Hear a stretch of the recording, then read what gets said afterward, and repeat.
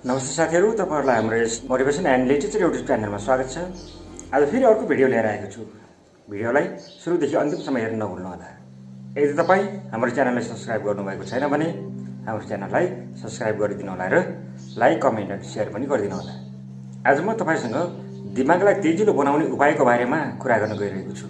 संसारमा धेरै पैसा हुने मान्छेहरू जम्मा 10% मात्र भेटिन्छन् अनि संसारमा उच्च दिमाग भएका मान्छेहरूको तुलनामा सही रूपले दिमागको प्रयोग गर्ने मान्छेहरू पनि 10% मात्र भेटिन्छन्। जसले सही रूपले दिमागको प्रयोग गर्न सक्यो, जसले आफ्नो मस्तिष्कलाई सही रूपले प्रयोग गर्न सक्यो, ऊ मात्रै संसारमा सफल व्यक्ति हुन्छ र धनी व्यक्ति बन्न सक्छ। त्यसैले सफलता, जित र पैसा शारीरिक परिश्रमले हुँदैन।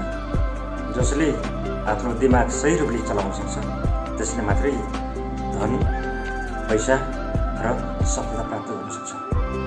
तपाईँ जुनसुकै क्षेत्रमा हेर्नुहोस्, सबै मान्छेहरूले परिश्रम गरिरहेका हुन्छन्, तर ती सबै परिश्रम गर्ने मान्छेहरू सफल भएका हुँदैन। कुनै एउटा मान्छेले एउटा कम्पनी खोलेर हजारौँ कामदारलाई रोजगार दिइरहेको हुन्छ, जसले आफ्नो दिमाग लगाएर अरूलाई काम सिकाउँछ, अरूलाई काम दिने गर्छ। उसले मात्रै धेरै धन कमाउन सक्छ र ऊ धेरै प्रतिष्ठित पनि बन्न सक्छ। त्यसैले साथीहरू, आज हामी यही दिमागको बारेमा चर्चा गर्दैछौँ। हामी हाम्रो दिमागलाई कसरी तेजिलो र धेरै काम गर्न सक्ने बनाउने त्यसको बारेमा चर्चा गर्दैछौँ। यदि तपाईँ यो भिडियोलाई अन्तिमसम्म हेरेर यसमा भएका सम्पूर्ण कुराहरू पालना गर्न सक्नुभयो भने, यसमा भएका कुराहरू आजैबाट सुरुवात गर्नुभयो भने तपाईँले पनि आफ्नो दिमागलाई तेजिलो बनाउन सक्नुहुन्छ अनि जीवनमा सफल व्यक्ति बन्न सक्नुहुन्छ। त्यसपछि हरेक व्यक्तिले तपाईँको प्रशंसा गर्नेछ, तपाईँको इज्जत गर्नेछ, तपाईँलाई हरेक व्यक्तिहरू सम्मान गर्नेछ, तपाईँ एक प्रतिष्ठित हुनुहुनेछ। संसारमा सबैले तपाईँलाई चिन्नेछ। एउटा सफल व्यक्तित्व भएर चिनिनुमा तपाईँलाई छुट्टै आनन्द आउनेछ। दिमाग तेजिलो बनाउनको लागि हामी जानिरहेको कि दिमाग कसरी बनेको छ, दिमाग केले बनेको छ अनि यसले कसरी काम गरिरहेको हुन्छ।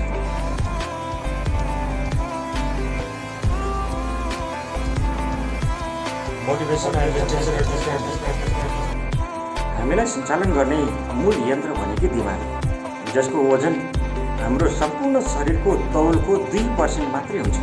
मानव मस्तिष्कमा 2 करोडभन्दा बढी न्युरोनहरू रहेका हुन्छन्, जसको 2 देखि 3% मात्रै काम गरिरहेको हुन्छ।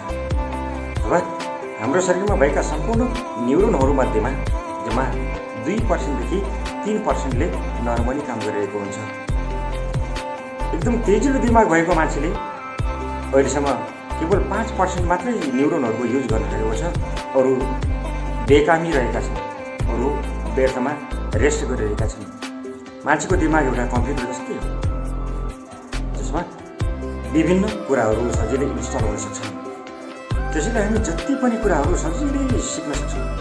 हाम्रो दिमाग कम्प्युटरभन्दा पनि निकै शक्तिशाली छ। यसमा हरेक कुराहरू अट्न सक्छ र विभिन्न इन्फर्मेसनहरू शरीरका अङ्ग अङ्गसम्म पठाउन सक्छ। हाम्रो ब्रेन, हाम्रो मस्तिष्क 3 खण्डमा विभाजित छ। एउटा अगाडिको, एउटा बिचको र एउटा अन्तिमको ब्रेन। हामीहरू जति पनि कुराहरू देख्ने गर्छौँ नि, ती सब कुराहरू हाम्रो पछाडिको दिमागले प्रोसेस अक्सिपिटलमा गर्छ र सुनेका कुराहरू टेम्पोरल लबमा हुने गर्छ। अब हामी यसलाई कसरी तेजिलो बनाउने त? हाम्रो दिमाग 75% पानीले बनेको छ। त्यसैले हामीले दिमागलाई तेजिलो बनाउनको लागि एक दिनमा कम्तीमा पनि 3 लिटरसम्म पानी पिउने गर्नुपर्छ। पानी पिउनको लागि पनि हाम्रो शरीरको तौलमा भर पर्ने गर्छ। शरीरका लागि उपयुक्त पानी पिउनका लागि आफ्नो खुद तौललाई 10ले भाग गर्नुहोस्। जति अङ्क आउँछ त्यसको 30% पानी पिउने गर्नुहोस्। यही नै तपाईँको शरीरमा नहुने पानीको परिमाण हो। अर्को कुरा, तपाईँ आफ्नो खानामा ओमेगा 3 फ्याटी एसिड भएको खानेकुरा खाने गर्नुहोस्। यसले तपाईँको मुटु र तपाईँको दिमागलाई एकदम फाइदा गर्छ। हामीले ओमेगा 3 किन खाने?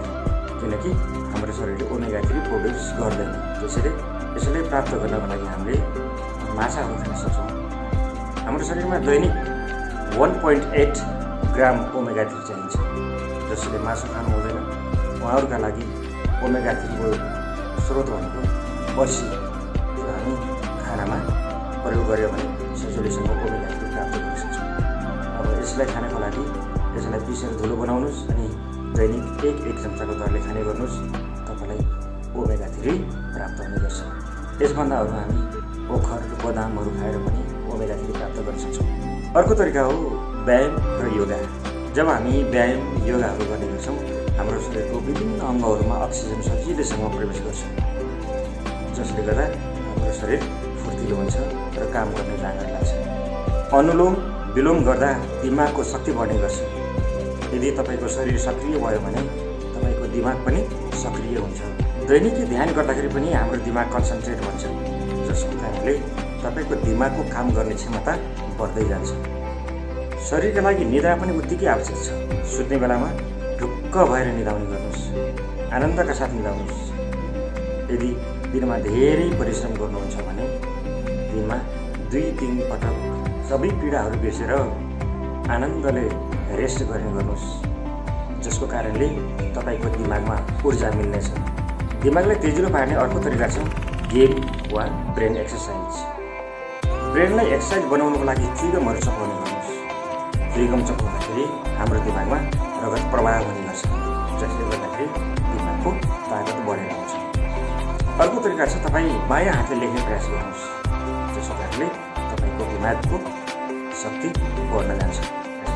हरेक कामहरू गर्दाखेरि हामी बायाँ हातले गर्ने प्रयास गरौँ।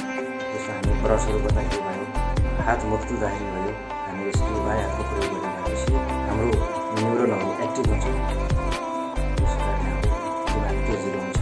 बच्चाहरूको लागि त यो अझ एकदमै उपयुक्त मानिन्छ। र चेस जस्ता गेमहरू खेल्नुहोस्, जसले तपाईँको माइन्डलाई कन्सन्ट्रेट गर्छ। यस्तो खालको गेमहरू खेल्नुभयो भने पनि तपाईँको दिमाग तेजिलो बन्न जान्छ र दिमागको काम गर्ने क्षमता बढेर आउँछ। दिनमा 1 पटक 1 न 1 कुराहरूलाई याद गर्ने बानीको विकास गर्नुहोस्। त्यो कुनै दिनभर गरेको कामको क्षण होस् या स्कुलमा नोट बनाएको कुराहरू होस्, जो भए पनि तपाईँ पुरानो यादहरूलाई सम्झने प्रयास गर्नुहोस्। सुत्ने बेलामा दिनभरि आफूले गरेका कुराहरूलाई लेख्ने बानी बसाल्नुहोस्, जसले तपाईँका पुराना कुराहरू सम्झने क्षमताको विकास गर्छ। यदि तपाईँ यी सब कुराहरू अभ्यासमा ल्याउनु भयो भनेपछि तपाईँ अरूभन्दा फरक हुनुहुनेछ र आफूसँग भएको तेजिलो दिमागलाई सही ठाउँमा सही रूपले प्रयोग गर्नुभयो भने सफल व्यक्ति भएर चिनिनु हुनेछ। मान्छेले कसैले पनि मान्छेलाई प्रशंसा गर्दैन, उसको दिमागलाई प्रशंसा गर्ने हो, उसको क्रियाकलापलाई प्रशंसा गर्ने हो। जो मान्छे इन्टेलिजेन्ट हुन्छ, जो मान्छेको दिमाग तीखो तेजिलो हुन्छ, उसलाई बदमासहरूले पनि कसैले ठग्न सक्दैन। इन्टेलिजेन्ट व्यक्ति हरेक क्षेत्रमा जहिले पनि सम्मानित र प्रतिष्ठित नै हुन्छ। र आफ्नो दिमागलाई तेजिलो बनाउनुहोस् र एउटा राजा जसरी आफ्नो जीवन बिताउने प्रयास गर्नुहोस्। तपाईँले सोचेको कुराहरू अवश्य पनि पुरा हुनेछ।